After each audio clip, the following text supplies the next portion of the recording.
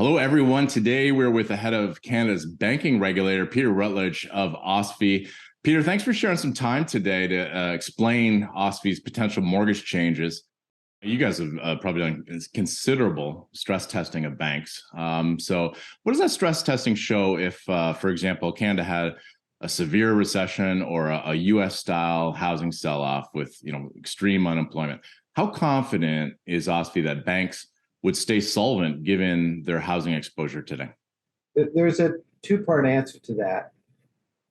Part number one is we're quite confident, and we do detailed stress testing on a bilateral basis with the institutions we regulate, and we have a lot of resilience built into the capital and liquidity of those institutions to withstand and absorb a major shock, the likes of which you just expressed.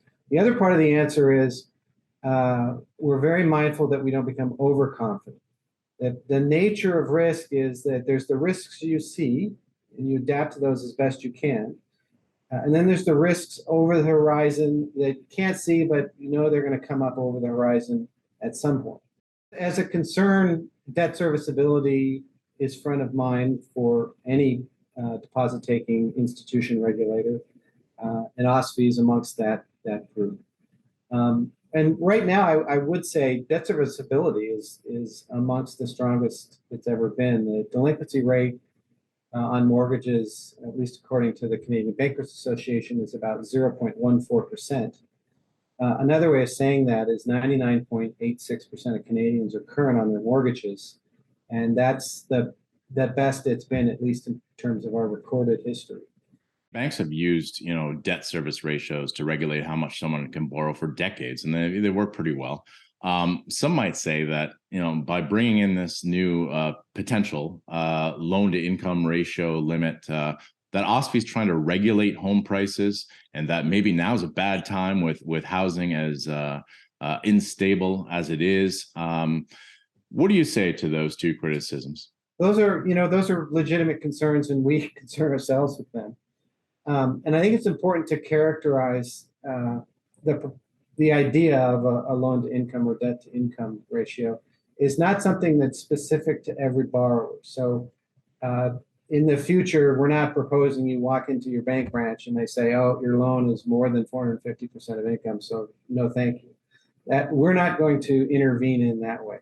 What we're talking about is a lender-based backstop check such that in a given time period, so say a quarter, no more than X% of your underwritings or your loans or your new mortgages breach that limit of 450% loan to income.